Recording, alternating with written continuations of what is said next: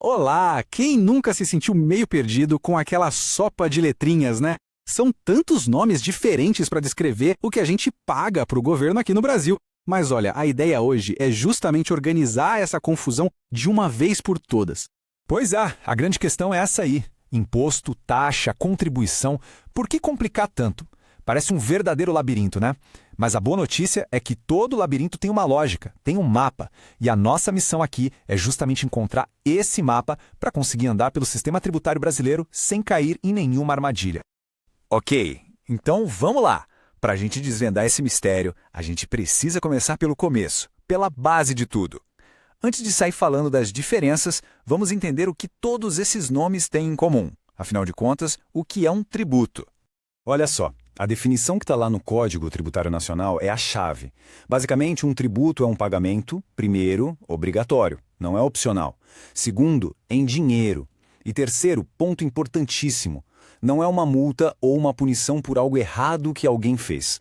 É algo que a lei criou e que o governo cobra. Essa é a base. Com essa ideia bem clara na cabeça, a gente já pode começar a separar as coisas. E a partir dessa definição, aí começou a grande discussão entre os especialistas, tipo, ok, tudo isso é tributo, mas como a gente organiza essa caixa de ferramentas? A busca era por um jeito lógico de classificar cada cobrança, um mapa mesmo para esse labirinto que a gente falou. Uma das primeiras ideias, a mais simples, foi dividir tudo em dois grupos. É a tal da teoria bipartida. A lógica era, ou o dinheiro que se paga tem uma ligação direta com alguma coisa que o Estado faz para aquela pessoa, ou não tem.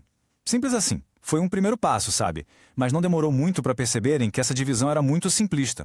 Aí veio uma segunda proposta, a teoria tripartida, que ganhou bem mais força, até porque ela meio que já aparecia no Código Tributário Nacional. A ideia agora era ter 3 caixinhas, impostos, taxas e as contribuições de melhoria. Pronto, parecia que agora sim, o mapa estava completo. Só que a realidade, como sempre, era um pouquinho mais complicada. Porque o Supremo Tribunal Federal, que é quem dá a palavra final sobre esse tipo de coisa no Brasil, decidiu que o nosso mapa oficial, na verdade, não tem nem 2, nem 3 partes. Tem 5! Isso mesmo, 5 categorias diferentes de tributos. E são essas aqui. Essa é a chamada teoria pentapartida, que é a que vale oficialmente hoje. Então, além daqueles 3 que a gente já conhecia, impostos, taxas e contribuições de melhoria, a gente adiciona na conta os empréstimos compulsórios e as contribuições especiais. É com esse mapa de 5 partes que a gente vai explorar cada pedacinho do sistema a partir de agora. Bora começar então pela categoria mais famosa, né? Aquela que todo mundo fala e que geralmente a gente mais sente no bolso. Os impostos. O grande diferencial deles, a característica principal, é justamente essa. A grana que você paga não está carimbada para um serviço específico. E essa definição da lei deixa isso bem claro. O gatilho para o pagamento, o que os advogados chamam de fato gerador, é uma situação que, na prática, mostra que a pessoa tem alguma capacidade de pagar. Por exemplo, ter uma renda, ser dono de um imóvel, vender um produto. Não tem nada a ver com o serviço específico que o governo te prestou. Por isso mesmo, a grana dos impostos vai para um caixa geral do governo, sem destino certo, para ser usado em saúde, educação, segurança, enfim, no geral. E dentro desse mundo dos impostos, tem 2 maneiras principais de a conta chegar. No imposto direto, quem paga o boleto é a mesma pessoa que sente o impacto financeiro. O imposto de renda é o exemplo clássico. Agora, no indireto, a coisa é diferente. Pensa no ICMS, que está no preço de quase tudo que a gente compra. A loja paga o imposto para o governo, mas quem arca com esse custo de verdade no final das contas é o consumidor, porque o valor já vem embutido no preço final. Outra diferença fundamental está na alíquota, que nada mais é do que a porcentagem que define o valor do imposto. O imposto é progressivo quando essa porcentagem sobe junto com o valor sobre o qual ele é calculado. De novo, o imposto de renda de pessoa física. Quem ganha mais paga uma porcentagem maior. E ele é proporcional quando a alíquota é uma só, fixa, não importa o valor. É o caso do ICMS, do IPI, a porcentagem é a mesma para todo mundo. Ok, entendidos os impostos, vamos avançar no nosso mapa. Agora a gente entra nas taxas e nas contribuições de melhoria. E aqui a lógica é o oposto da dos impostos. Estes são tributos que estão, sim, diretamente ligados a uma atividade específica do Estado. Aqui, o pagamento tem um porquê bem definido. As taxas têm 2 sabores, digamos assim. Primeiro, a taxa de poder de polícia. E calma, não tem a ver com a polícia que a gente vê na rua. Poder de polícia aqui é a atividade do Estado de fiscalizar e regular. Pensa num alvará de funcionamento ou numa vistoria. Você paga pela fiscalização. O outro tipo é a taxa de serviço, que é cobrada pelo uso de um serviço público que dá para medir e dividir, como a coleta de lixo da sua casa, por exemplo. E para a taxa de serviço ser válida, a lei coloca umas regrinhas bem claras, como a gente pode ver aqui. O serviço tem que ser, primeiro, específico e, segundo, divisível. O que isso quer dizer? Quer dizer que o governo consegue identificar quem está se beneficiando e, de certa forma, medir esse uso. E a cobrança pode acontecer tanto pelo uso real, você usou, você pagou, quanto pela simples disponibilidade daquele serviço para você. Já a contribuição de melhoria, o nome já dá uma boa pista. O gatilho dela é muito específico. Acontece quando uma obra pública acaba valorizando os imóveis ali da região.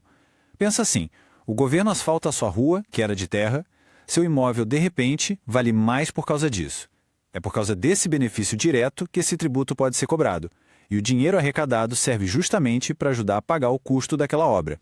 Bom, chegamos agora nas duas últimas categorias do nosso mapa.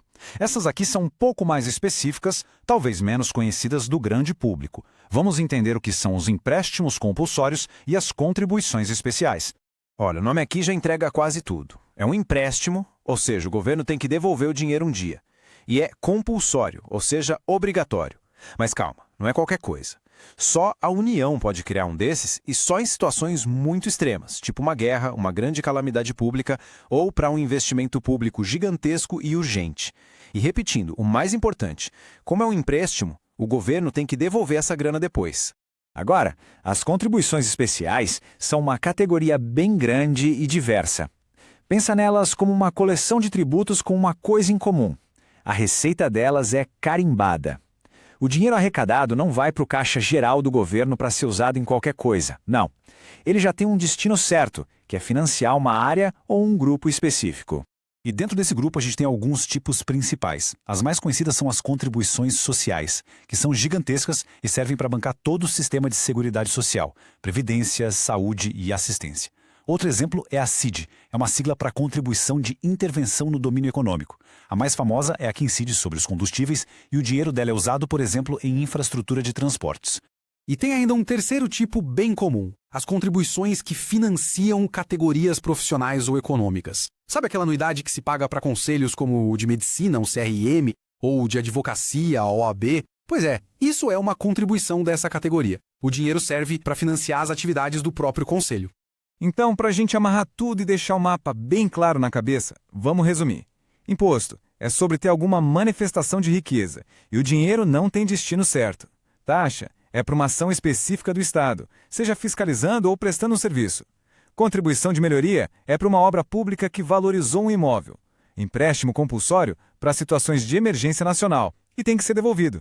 E por fim, a contribuição especial tem receita carimbada para um fim específico. Fechou? No fim das contas, o que a gente percebe é que por trás daquela confusão toda de nomes que a gente falou lá no começo, existe sim uma lógica, uma estrutura bem definida. A diferença entre cada tributo está basicamente no porquê se paga e para onde o dinheiro vai. Aquele labirinto, no final, tem um mapa bem claro. E agora que o mapa está claro e a gente entende a estrutura, fica a pergunta para a gente pensar, né? Como é que essa organização toda, essa divisão em 5 tipos, cada um com suas regras e seus objetivos, acaba impactando a economia e a nossa sociedade? Como isso influencia as políticas públicas, a distribuição de renda e o próprio desenvolvimento do Brasil? Bom, esse já é o próximo nível dessa conversa.